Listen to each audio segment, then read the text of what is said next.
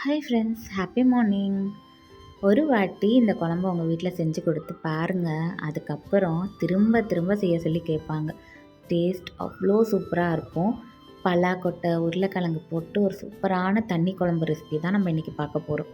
First அதுக்கு ஒரு குக்கரில் 2-3 டேபிள் ஸ்பூன் ஆயில் ஆட் பண்ணிக்கோங்க. தாளிப்புக்கு கொஞ்சமாக கடுகு, பெருஞ்சீரகம், கருகப்பில், 2 பெரிய வெங்காயம் ரஃபாக சாப் பண்ணி சேர்த்துக்கோங்க. இது கூட நான் இன்றைக்கி உருளைக்கிழங்கு பெரிய சைஸ் உருளைக்கிழங்கா 2 எடுத்திருக்கேன். ஸ்கின் பீல் ஆஃப் பண்ணாமல் மீடியம் சைஸில் இந்த மாதிரி கட் பண்ணி சேர்த்துக்கோங்க.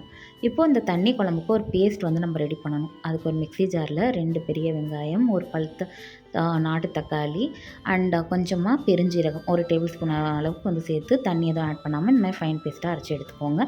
இப்போ இதையுமே உருளைக்கிழங்கோடு சேர்த்து இது கூட 1 டேபிள் ஸ்பூன் இஞ்சி பூண்டு விழுதும் சேர்த்து நல்லா வணக்கி விட்டுருங்க. நான் பலாக்கொட்டையை தனியாக வேக வச்சு இந்த மாதிரி தண்ணியோடு எடுத்து வச்சுருக்கேன். அந்த தண்ணியை வேஸ்ட் பண்ணிக்காதுங்க. ஏன்னா அதில் தான் பலாக்கொட்டையோட ஃபுல் சத்துமே இருக்கும். ஸோ நம்ம குழம்பு வைக்க யூஸ் பண்ணிக்கலாம்.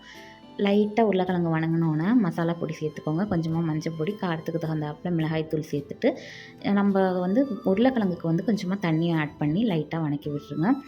இப்போ குழம்புக்கு தேவையான அளவுக்கு சால்ட் அண்ட் நம்ம வேக வச்சுருந்தோம் இல்லையா பலாக்கொட்டை, அதுவும் அந்த தண்ணியும் அப்படியே சேர்த்துக்கோங்க. இந்த குழம்பு கொஞ்சம் தண்ணி கன்சிஸ்டன்சியில் இருந்துச்சுன்னா தான் நம்ம எடுத்து சாப்பிட நல்லாயிருக்கும். அண்ட் இட்லி கூட இந்த தண்ணி குழம்பு சேர்த்து சாப்பிட்றப்போ நல்லா கறி குழம்பு டேஸ்ட்டில் இருக்கும். ஸோ கூடுதலாக நான் கொஞ்சம் தண்ணியும் ஆட் பண்ணிக்கிறேன். இல்லைனா ரொம்ப ஒரு மாதிரி கிரேவி கன்சிஸ்டன்சிக்கு இருக்கும். ஸோ உங்களுக்கு தேவையான அளவுக்கு தண்ணி ஆட் பண்ணிவிட்டு குக்கரை க்ளோஸ் பண்ணி ஒரு 5 to 6 விசில்ஸ் ப்ரெஷர் குக் பண்ணி எடுத்துக்கிட்டிங்கன்னா சூப்பரான டேஸ்டியான உருளைக்கிழங்கு பலாக்கொட்டை தண்ணி குழம்பு ரெடி. நல்லா கொதிக்கிற சாதம் அண்ட் இட்லி கூடலாம் சேர்த்து சாப்பிட ஒரு அடிப்பொலியான காம்பினேஷனாக இருக்கும்.